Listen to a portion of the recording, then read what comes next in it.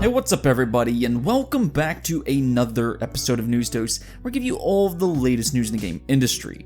And over the last couple of weeks, we've had a lot of leaks come from over at Capcom, and it doesn't seem to be slowing down, as today we got another Resident Evil 8 leak that may have revealed the first bit of details we have seen for this game. As a Resident Evil fan myself, I'm certainly excited, so stick with me and we will talk about that here in just a moment. Also, it just seems like it's the day of trademarks or something, as Nintendo filed for a ton of trademarks.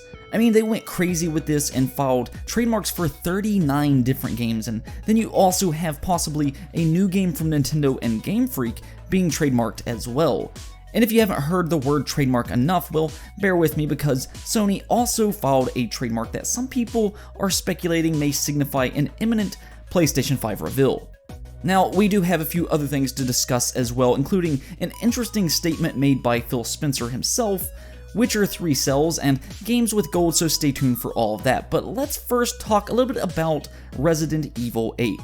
I think over the last couple of weeks we have been hearing a lot about the Resident Evil franchise, as insider Dusk Golem has been revealing a lot of information.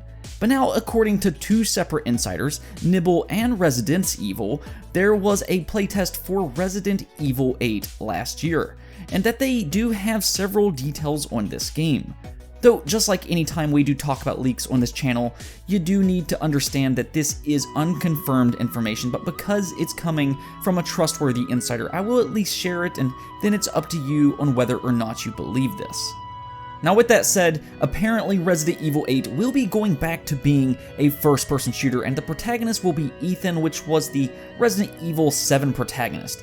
So from that alone, it does seem like it's kind of a continuation of Ethan's story, and honestly, I do think that makes sense. Resident Evil 7 was also a first-person shooter, and I do think they can kind of branch out on Ethan's story. I know some people found Ethan to be a little dull, and I mean, I can understand that. He didn't really have much character. I mean, I remember he was looking for his girlfriend, or it's his wife, I can't remember which. It's been a little while since I've played that game, but Resident Evil 7 was a great game, and I think they can do a lot with it. Now, this leak does say that zombies will be returning, but it, however, will feature new enemies, including wolf-like creatures, which sounds oddly like werewolves.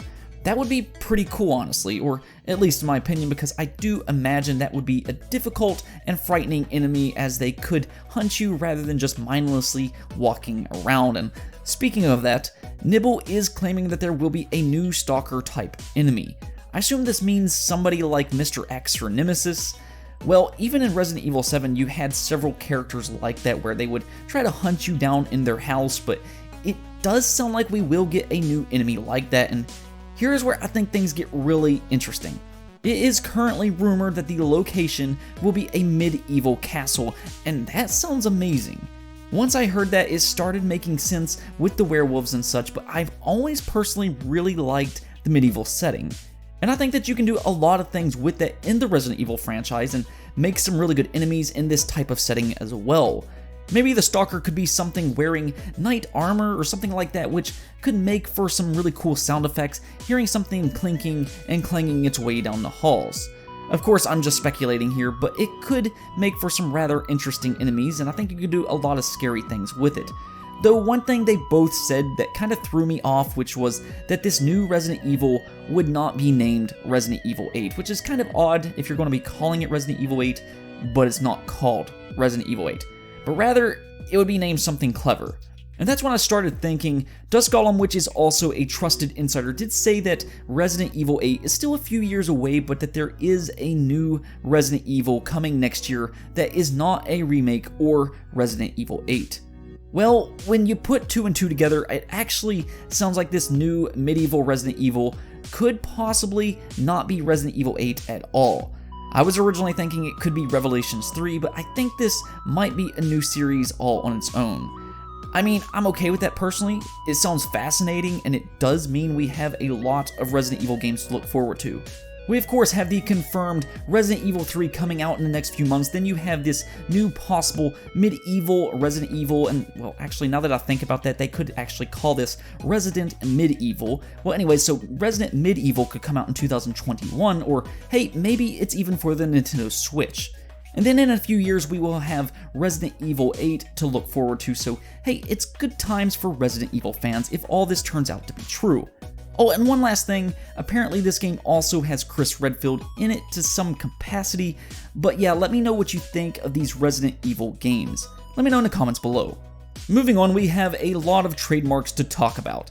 I mean, Nintendo just went on a trademark spree with 39 different games, and this is in addition to a few trademarks just a few weeks ago. Though unlike the ones made a few weeks ago, these include several older games from past generations, including the Nintendo 64, GameCube, and even the original Nintendo. You have Kid Icarus here, Wave Race, several Kirby entries, Ocarina of Time, The Wind Waker, and the list just kind of goes on and on from there. I know trademarks usually create a lot of speculation, but because there is just so many here, all from different platforms, I'm thinking this is just Nintendo doing their due diligence and updating their trademarks. I mean, if it was primarily Nintendo 64 games or something like that, I would be thinking they could be making a Nintendo 64 classic, but the thing is, they trademark games from GameCube, the original Nintendo, and even the DS, so yeah, I don't think that we should really look too much into this one. Still though, I would be on board for a Nintendo 64 classic console if they ever did decide to do something like that. I would hope that they could strike a deal with Xbox though and bring over Rare's games too, because those are some of the most memorable games for me on the Nintendo 64. Games like Banjo, Conker, Diddy Kong Racing, and yeah, you get the point. Now we do have two trademarks that is a little bit more interesting here. That's because Nintendo, Gamefreak, and Creatures Incorporated filed a new trademark for World Down. This is certainly a name I haven't heard of before, and of course, when you hear Nintendo, Game Freak, and Creatures Inc. all in the same sentence, you of course think about Pokemon, and I do think that would be fairly accurate. It's possible that this trademark has something to do with the upcoming Sword and Shield expansions that are due to be out later this year. So yeah, I'm thinking that is the most likely scenario. It, however, could be possible that this may be a new IP as well. Game Freak does work on other games besides just Pokemon. They just released Little Town Hero last year, and then they also have a few other games as well, so that can't be ruled out either. I think for me though, because it does involve Creatures Inc. as well, that's the main reason I'm thinking it's more than likely related to Pokemon. I could be wrong and maybe it is a new IP, but I guess we'll just have to wait and see. Sony also had an interesting trademark as well, and that's more just because the timing of it as they filed an application for the PlayStation 5 trademark in Europe. There was an article that went up earlier today by WCCF Tech speculating that this could mean an imminent PlayStation 5 announcement. Though I myself don't know if the two are actually related, but it has been widely rumored that there will be a PlayStation 5 event sometime in February.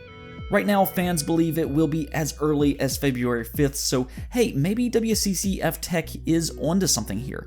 And somebody on Twitter did point out that the PlayStation 4 was trademarked a day before it was revealed, so hopefully that is the case this time as well. Hopefully this trademark means we will get an announcement soon about when the PlayStation 5 event will take place. Sony has been far too quiet lately, and I'm ready to see the PlayStation 5. More so, I want to know some of the official specs because rumors have been just all over the place about the power of this thing, or lack of, depending on the information that you get. And speaking of power, ex-boss Phil Spencer made an interesting statement where he said he prefers frame rate over pixel ratio, and that frame rate is what they want to focus on in the future. This to me is great news because I've been saying this for nearly a decade now. Pixel ratio is of course important, as there is a difference between 720p to 1080p, just as there is a difference with 1080 to 4K, but I don't think it's immediately noticeable to the average person. However, frame rate is noticeable immediately. When you play a game at 60 frames per second and then go back down to 30 frames per second, the game suddenly feels slow and choppy. This is probably the hardest thing for PC gamers in specific when they play console games, because consoles, as of this moment, really has a 30 frames per second standard. That is what most games run at, other than occasional game or two. Xbox studios have kind of emphasized 60 frames per second with multiplayer game modes, such as Halo 5 and you have Gears 5, but single player campaigns still for the most part has stuck with 30 frames per second. So if Xbox does emphasize 60 frames per second with Xbox Series X, which I think they should considering they have a much better processor this time around, I mean, that will be a huge deal for me. For me, even when I play games like Overwatch, I turn most settings down to get the best frame rate I can, and I at least shoot for 140 frames per second, and while I don't expect consoles to run 144, just having 60 would be a big step in the right direction.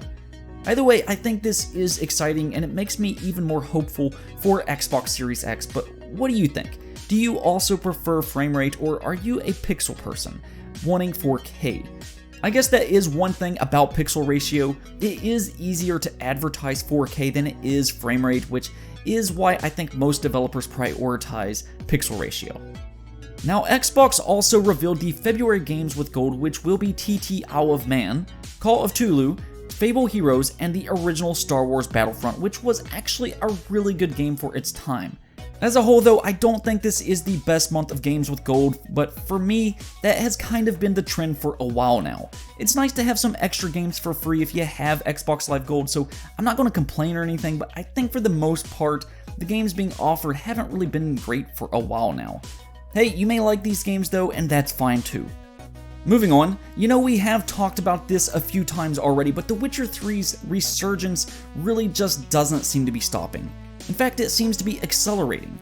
So last month, the Witcher Netflix show released, and fans seem to be loving it, and it actually was the second most popular Netflix show last year, which is pretty impressive considering it released December 20th. But this has also had a big effect on the Witcher games as well, and Witcher 3 in specific even broke the most concurrent players on Steam last month, which is crazy to think about, that it actually had more concurrent players than it did at launch. Well, now it looks like the sales just keep increasing in the UK. Apparently 2 weeks ago, Witcher 3 was the 38th best-selling game in the UK, and then it jumped all the way up to the 20th spot, and now it's at number 13. That is very impressive for a 5-year-old game, but I'm really glad to see it. Witcher 3 is legitimately one of the best games of the entire decade, so it's cool to see the show get so many people interested in it again, or maybe even for the first time.